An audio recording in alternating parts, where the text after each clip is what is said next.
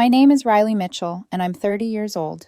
I build things people only notice when they fail, retaining walls that don't bow, drains that make rain vanish, slopes that carry a storm's weight like it's nothing.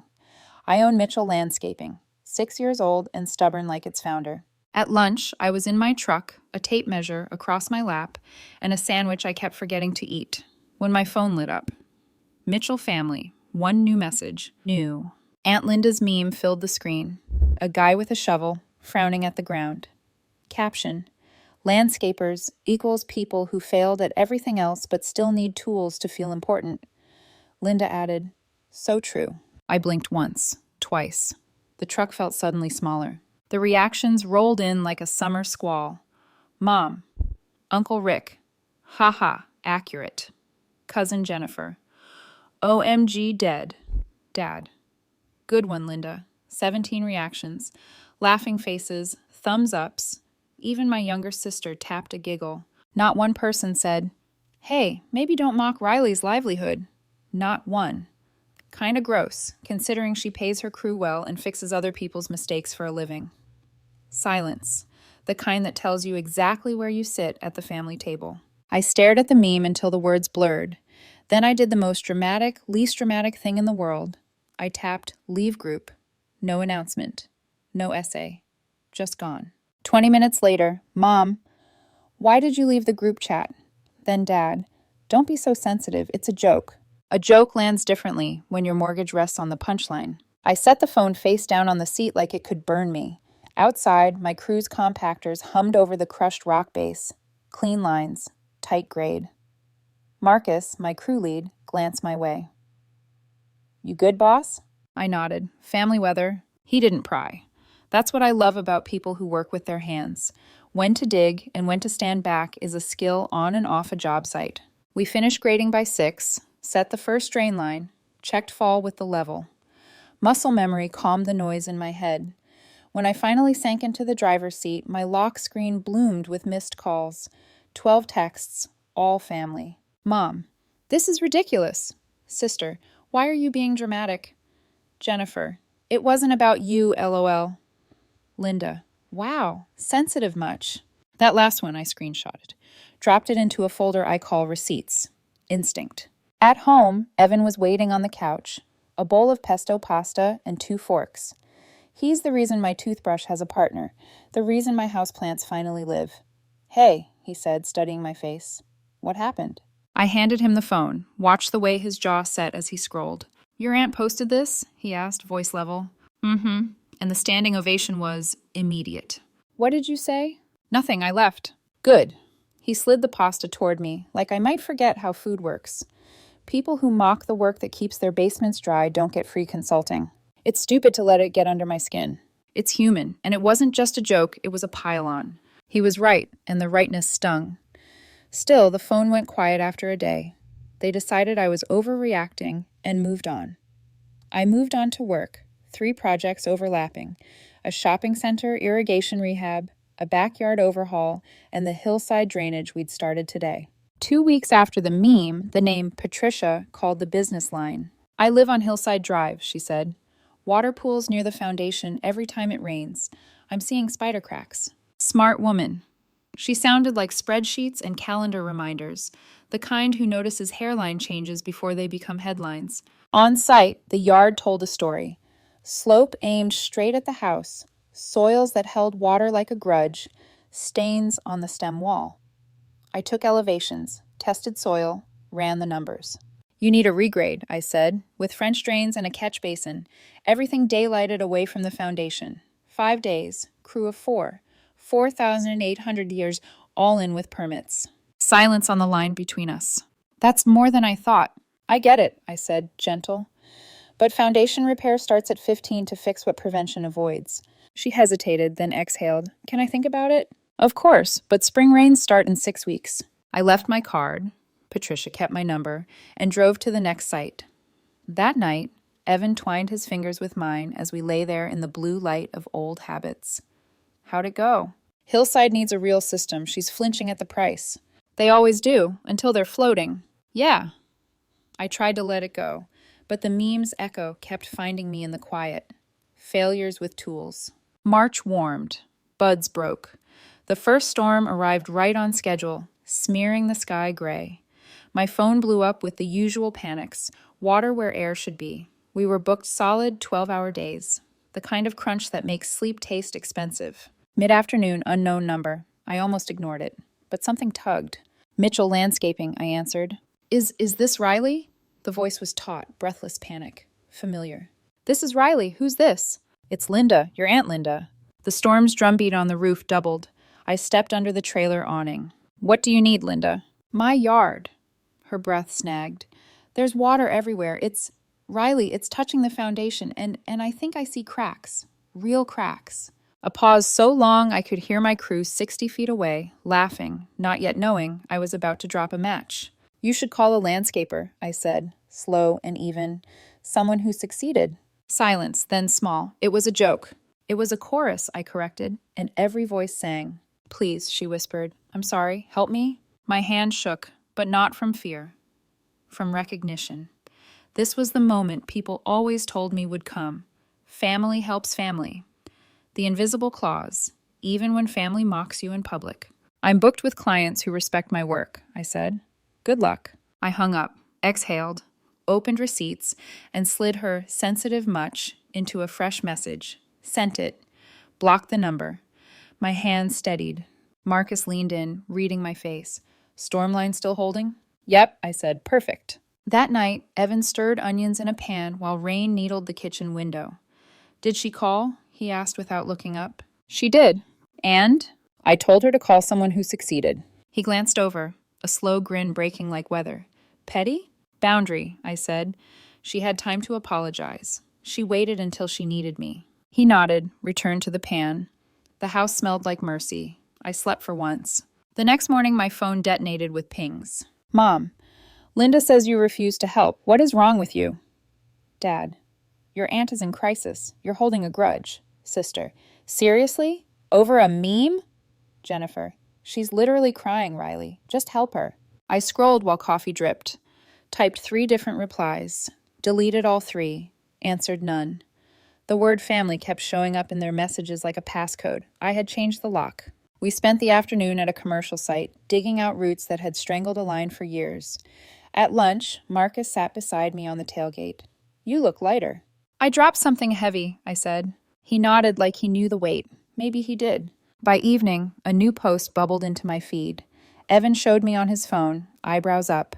Aunt Linda had gone to a community group. Urgent. Need affordable landscaper, drainage expert. Water damage emergency. Already got a quote for $5,000. Highway robbery. Need someone who can do it for $500 to $1,000. Please help. I read it twice. 3 times. The math wrote itself. $4,800 had become $5,000 for drama's sake, then $500 for fantasy's sake. She's gonna get scammed, Evan said. I already warned her, I said. She didn't like the number. He set the phone down. The rain eased. Somewhere between the two, I felt the match kiss the fuse. The storm sharpened overnight, 1,000 needles stitching the sky to the earth. By dawn, our street looked rinsed of color, the kind of gray that makes headlights necessary at noon. I was under a carport with Marcus chalking out a trench line when my phone flashed blocked caller. I let it go to voicemail. It rang again. Then again. I answered on the 3rd. What? It was breathing, wet and ragged, and then, Riley, it's me. Linda, I used Rick's phone. I know you blocked. Please don't hang up. The word please arrived, dressed like an apology and shaking like a sparrow. What happened? I said, flat. My yard is... There's water everywhere. The mulch is moving, like it's alive. There are cracks. Hairline, but I swear they're growing. It's at the foundation. It's in the basement. I can hear it. I can hear water where water shouldn't be. Marcus paused mid-swing, watching me. I walked out into the mist where the smell of wet earth felt like truth. You should have called when the stains first appeared, I said. Not when the wall started talking. A tiny, hopeless laugh. I didn't think... No, I said, you didn't. She inhaled. If I pay you, whatever you want, just fix this, please. I can't, I said. This is beyond landscaping now. I kept my voice even. You need a structural engineer and a foundation repair company, waterproofing specialists, the works. Silence thickened on the line. How much? She asked, like a child about to learn the price of glass. Best case, I did the math. New drainage, interior French drain, sump pee, epoxy injection in the cracks, maybe underpinning if settlement had started, and undoing whatever panic work someone had already done. $25,000 minimum. Could be more if there's movement. The sound she made wasn't crying yet. It was the intake before a sob realizes it has nowhere else to go. I don't have that, she whispered. You had $4,800 2 weeks ago when I told you how to prevent this? A beat. You what? You heard me. Static and rain. 2 weeks ago? Patricia? I let the question hang until it answered itself. Patricia is my middle name, I said. I use it when I consult so family doesn't confuse boundaries for coupons. She made a small broken sound. I didn't know. You didn't ask, I said. You saw a number you didn't like and decided any number you did like would be just as good. She went quiet. In the distance, thunder turned over in its sleep. What do I do? She asked finally. Call specialists. Get 3 quotes. Take a loan. And please, learn the difference between expensive and valuable. I'm sorry, she said, so soft I almost missed it. About the meme. About all of it. I hung up. I blocked the new number. I stood under the edge of the carport and watched the rain draw lines in the red clay, as tidy as if a hand had combed it. Marcus leaned against the post beside me. That her? Yep. How bad? Bad enough to learn. He nodded once, then shouldered his shovel like a rifle and went back to work. By lunch, my phone was a town square on fire. Mom, Linda says you refused help. Are you proud of yourself? Dad, when your family is drowning, you don't ask who threw the first stone. Sister, be the bigger person for once. Jennifer, she's sobbing, Riley. She said you mocked her. Mocked. The word made a bitter smile tug at my mouth. I typed one sentence and deleted it. Typed another. Deleted. The cursor blinked like a dare. I took a picture of the trench we were cutting. Clean, precise, the water already obeying us, and put my phone face down. We hammered through the afternoon. At 5, as we were loading the tampers, Marcus's phone buzzed. He frowned. That was Luis from trade school, he said, sliding the phone back into his pocket. Asked if I knew anything about a drainage emergency on Hillside Drive. My head snapped up. What about it? Some lady hired him off Craigslist for $200 to fix it. The laugh escaped me before I could pull it back. 200. Yeah, he said she wanted trenches and quick redirecting, Marcus air quoted. He doesn't know grading past a garden path. He asked me if he should try. I told him to walk away. He won't. Rent's due. For one spun-out second, I saw it all at once. The shallow trenches pooling like small bathtubs, the cheap corrugated pipe, collapsing under backfill, the water holding hands with gravity and running straight for the path of least resistance, through the foundation. Disaster, I said. Yup. I should have felt something. Mercy, nausea, the pull of a rope that used to be called obligation. Instead, I felt a strange, steadied kind of vindication, like a level finding true. The storm pulsed again 2 days later. 3 inches in 6 hours. Our dispatch looked like holidays in reverse, emergencies stacked to the ceiling. We pumped basements, bandaged swales, set temporary drains where permanent work was on the calendar. At 3 p.m., between sites, a blocked number requested entry again. It pressed against the glass of my patience until I cracked it open. What now? I said. Sobs, the kind that steal air. He made it worse, Linda choked. He dug trenches. He said the water would follow them, but it's coming back. It's in the basement. It's in the walls. The cracks. Her voice collapsed. Please, I'll pay. Whatever. You were right. I was wrong. Just please. The rain softened around us as if to listen. You hired someone for $200 to do a $5,000 job, I said, and now you want a miracle on credit. I didn't have 5, she cried. You thought cheap was the same as value. You thought labor was interchangeable. You thought a meme was a community. And you thought I was still your safety net. Riley, I'm begging. I closed my eyes. Behind them, the image of Evan, handing me a fork, refusing to call disrespect a joke. The crew who trusted me to set the line and hold it. My own face, reflected back from the truck window, looking more tired than cruel. Even if I wanted to, I said quietly, I can't fix structural damage. That's not my license. You need the right people, today. How will I pay? She whispered. You'll learn loans, I said, not unkind. And you'll learn what things cost and why. Call 3 companies. Start there. A silence as wide as a county road. I'm sorry, she said again, for the meme, for calling what you do a joke. Sorry doesn't make walls plumb, I said. It just makes your mouth honest. I didn't mean to say it. I was glad when I did. I ended the call before she could promise me a different past. The group chat I'd left found a way to make me hear it anyway. New thread, same cast. Someone had added my number without asking, like dragging a chair to a table I'd stood up from months ago. Mom, she had to hire help because you refused. Dad, 200 is better than nothing. Sister, Riley, you're cruel. Jennifer, be practical. She's in over her head. Typing bubbles bloomed and popped. I watched them for a long moment, feeling my pulse settle into something steady, the way it does when you sight down a laser and the red dot stops trembling. I typed, I offered professional prevention at $4,800 2 weeks ago. She called it highway robbery in public and hired a stranger for $200 in private. It is now structural. This is not about me being cruel. It's about physics and math. I hit send. I left the thread again. I blocked 4 numbers. That evening, Evan found me on the couch with my boots still on. He took my ankles in his hands and tugged gently until my feet were in his lap. Bad? It's raining inside Linda's house now, I said, and all the jokes got expensive. He grimaced. I hate that we were right. I don't, I said. I hate that it cost $30,000 to teach the lesson. He studied my face. You okay? Ask me when I'm not replaying every choice anyone ever made, I said. Then I exhaled. Yes, I'm okay. 3 days passed in sump pumps and steam. The frenzy slowed to a murmur. Then, late Saturday morning, my cousin Jennifer texted me one-on-one for the first time since the great emoji choir. Jennifer, she took a loan, $31,000. Payment $450 mo for 7 years. They had to cancel their trip. She's wrecked, Riley. I stared at the numbers. 7 years is a long time to buy a lesson on installment. Me. I offered to sell her prevention for $4,800. Jennifer, you're really not going to help? Me. I already did. I set the phone down, stood up, and walked to the window. The rain had thinned to a sheen.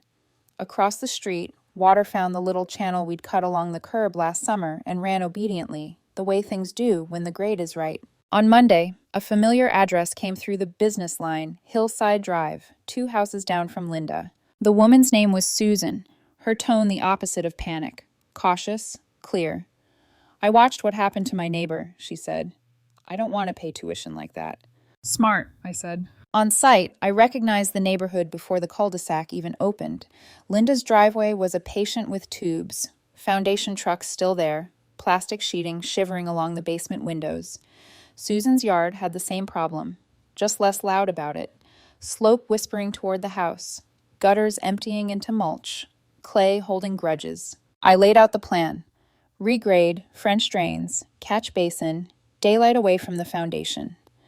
Your lot is slightly larger than your neighbor's, 5,200. When can you start, she asked. 2 weeks. She nodded and handed me a deposit check like a person paying for brakes before the mountain road. As I loaded my level into the truck, movement down the street tugged my eye. Linda had come out, hair pulled into a messy knot, a t-shirt that didn't know it had become pajamas. She saw the Mitchell Landscaping logo on my door and went very still, like wildlife that only knows 2 answers: run or freeze. I slid into the driver's seat. The engine turned once, twice. Linda took a tentative step toward us. I didn't put the truck in park. Riley, she called, voice thin in the damp air. I put the truck in drive. I could feel her looking at my tailgate as I pulled away. Not that she could see it, but the vinyl across the back reads, "Built to last." For the first time in weeks, those words didn't feel like branding. They felt like a vow. That afternoon, family did what it does best. Tried to turn my boundaries into a crime. Mom, are you seriously working on her neighbor's house? Sister, doing the neighbor's yard while she suffers is sick. Dad, you're making a point out of revenge. I typed one message before I left again. I'm running a business. Susan respected expertise before it was an emergency. That's not revenge. That's a calendar. Evan read over my shoulder and whistled. A calendar, he said. Cold. True, I said. We broke ground at Susan's 2 weeks later. Linda watched from her driveway some mornings, arms wrapped around herself like a coat she wished was thicker. Marcus ran the crew like a conductor. I staked grades, double-checked falls, listen for the subtle sing-song of water choosing our path over the houses. On day 3, Susan came out with coffee and watched us daylight the last line to the street. You know, she said softly. Linda told me she'd gotten a quote from a Patricia for around 5,000 and she thought it was too much. I looked up from the level, the bubble perfectly centered. She said she'd pay anything now, Susan added, but now is not when prevention lives. Prevention keeps bankers hours, I said, and Susan smiled, small and sad. We finished the catch basin, compacted clean lifts, and set the grates. When I stood back, the system looked almost invisible, which is how you know it's good. The best work disguises itself as inevitability. From the corner of my eye, I saw Linda again at the property line, watching, blinking fast. I turned to pack the truck. Riley, she said, not a yell, a statement, a name trying out humility. I paused, just long enough for the rain-swollen air to register that a moment was happening. Then I closed the truck bed with 2 hands and kept moving, because some moments only earn their answers when the foundation is sound. When we finished Susan's job 3 weeks later, she stood in her backyard, tears in her eyes, watching the last of the water slide neatly into the new drain line. It's beautiful, she said, and quiet. I didn't know water could be quiet. That made me smile.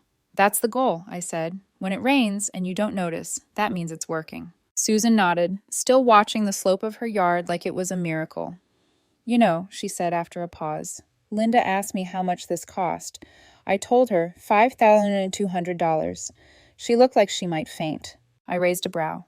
Did she? She said she could have had the same job for less if she'd just listened. She could have had it for $4,800, I said quietly. That was the real number. Susan shook her head.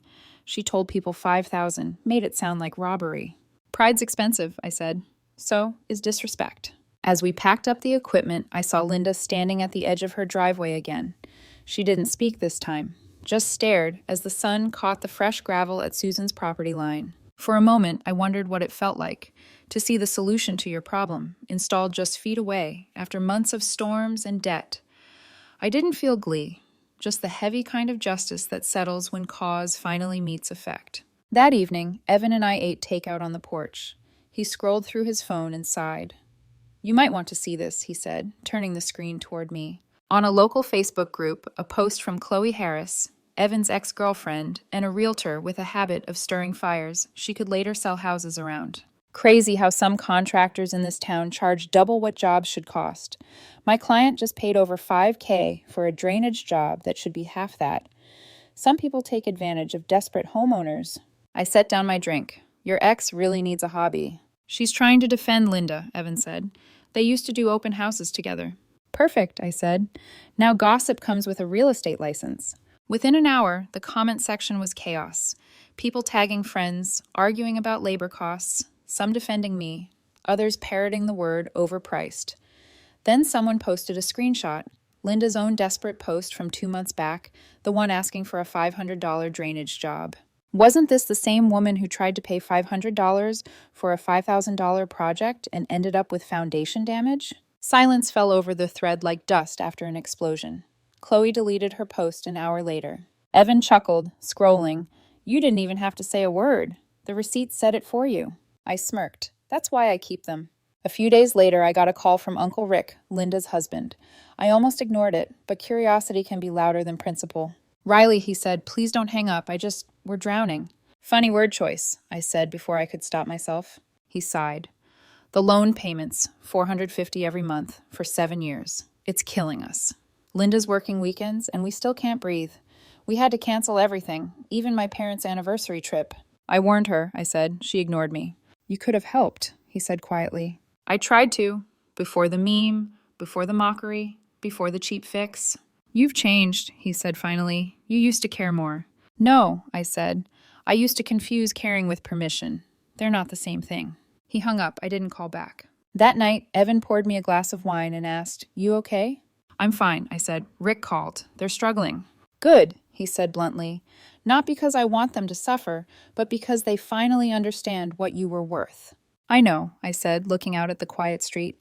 It's weird, though. I thought I'd feel victorious. I just feel done. Evan smiled. That's peace, Riley.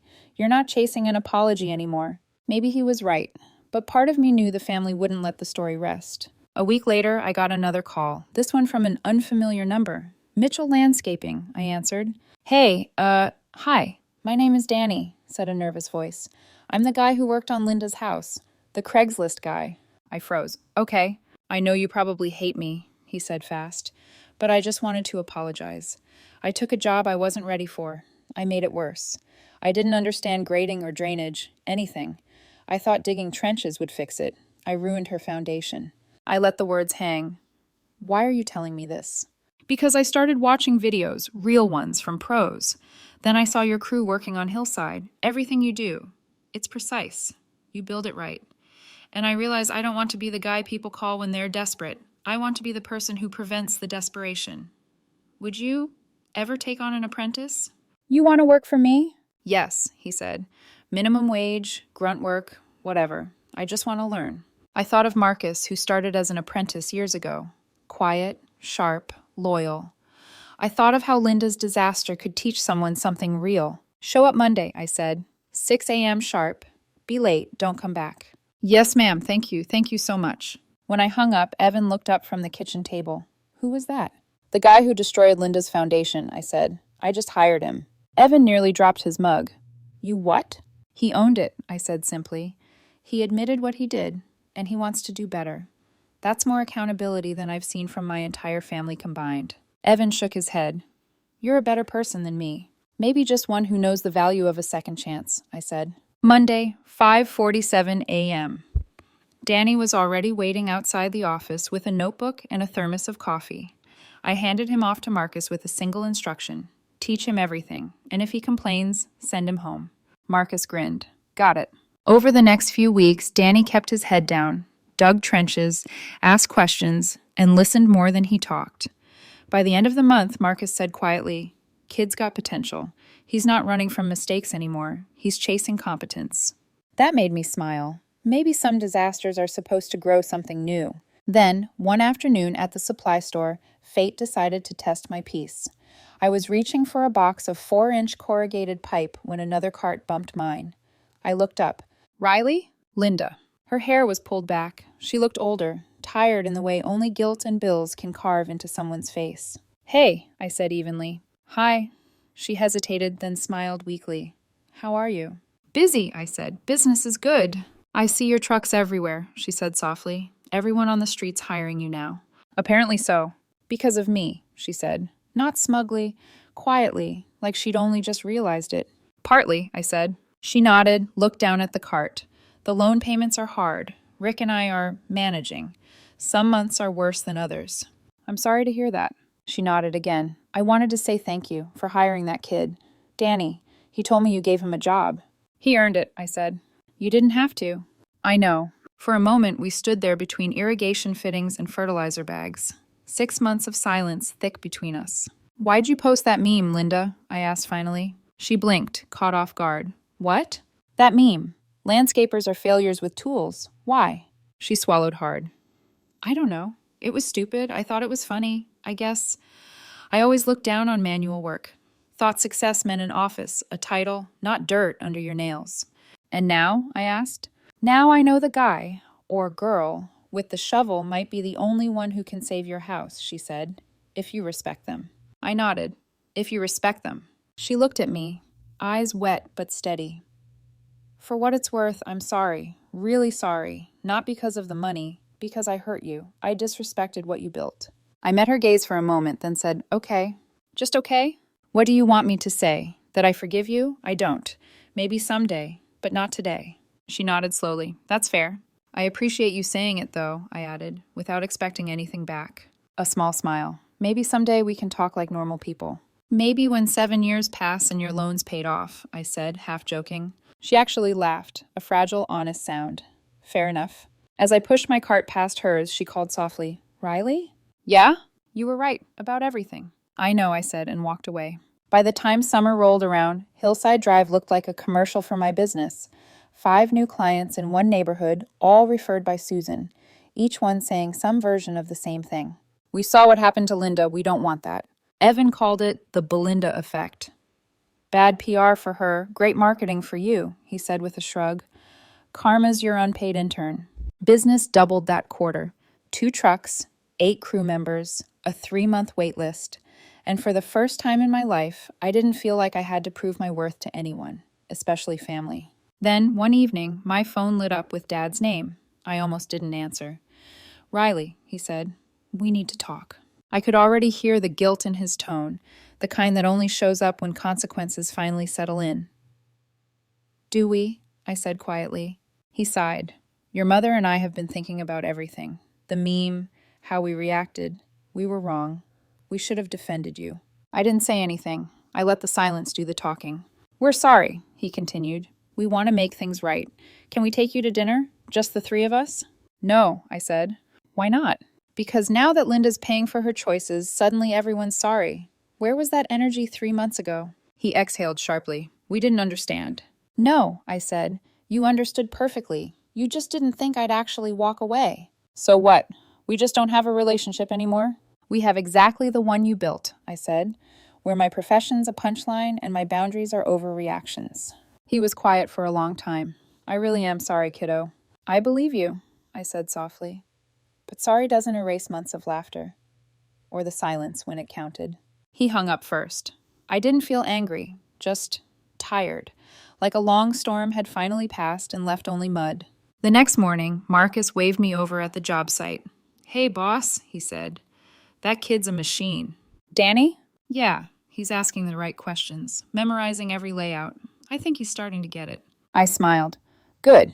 Keep pushing him. He's got a lot to unlearn." Marcus chuckled. "Don't we all?" Weeks passed. Business was steady. Then, out of nowhere, I got a text from an unknown number. "Linda, I heard you hired Danny. Thank you. I know you didn't have to." I stared at the message for a long time before deleting it. Some bridges didn't deserve reconstruction. 3 months later, I was in the yard with Marcus when Danny jogged up, holding a clipboard.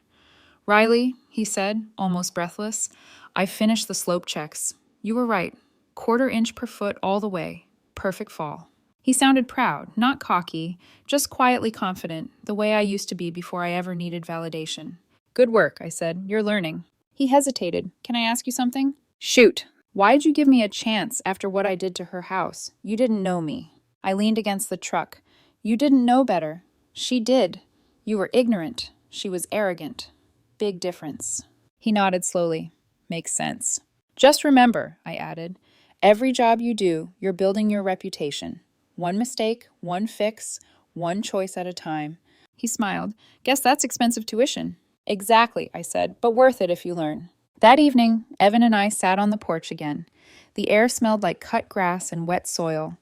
The scent of success, if you ask me. "You know," he said, "I think this is the first time I've seen you relax." "I think this is the first time I've earned it," I said, smiling. He reached for my hand. "You know what I love most about you? That I can lift 50-pound bags of soil without breaking a sweat?" He laughed. "That too, but mostly that you never let anyone devalue what you've built, even family." I looked at the horizon. That's because boundaries aren't walls. They're foundations. If people crack them, the whole thing collapses. He squeezed my hand. "You sound like a landscaper and a philosopher." "Same thing," I said. "We just charge hourly." A few days later, Marcus came into the office holding his phone. "You're going to want to see this," he said. Linda had posted again, this time in a home improvement group. "Finally finished our foundation repairs. Cost $31,000 total. Painful lesson, but I've learned to value professional work. If you need the best, call Mitchell Landscaping. Riley and her team saved our neighborhood." I blinked at the screen. "Did she just recommend us?" Marcus grinned. "Guess she's your accidental PR rep now." I didn't share the post or comment. I just sat back in my chair, letting the irony settle. Sometimes redemption doesn't need applause, just acknowledgement. 2 months later, I ran into her again at the hardware store. She was standing in the mulch aisle, comparing prices. "Riley," she said softly, "I didn't expect to see you here." "Just picking up supplies," I said. "Danny says you're teaching him everything. He's different now, more confident." "Yeah," I said, "he's a good kid." "I hope you know how grateful I am for what you did for him, for everyone." "I didn't do it for you," I said, "but I'm glad it helped someone." She smiled faintly. "Fair enough." We both reached for the same bag of compost, laughed awkwardly. For the first time, it didn't feel heavy. It just felt neutral, and that was progress. That night, I finally did something I'd been meaning to do for months. I opened the folder on my phone labeled Receipts.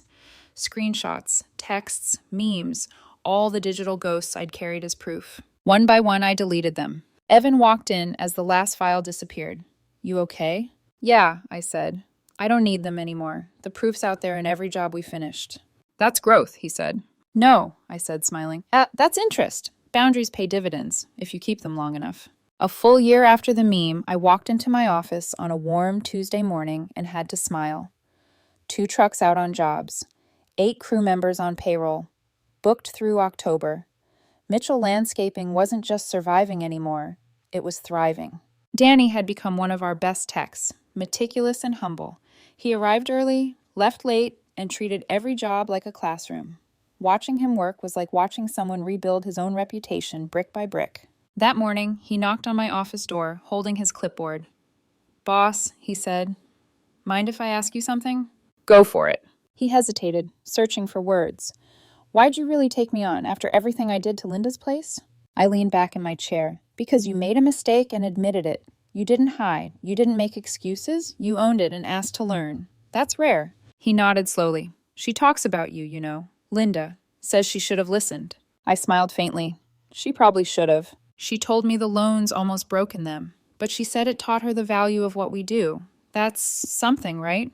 It is, I said. It's called tuition. Expensive, but effective. Danny grinned. $31,000 in tuition plus interest. I laughed. Exactly. He started to leave, then paused. Do you think you'll ever forgive her? Maybe someday, I said. But forgiveness isn't the goal.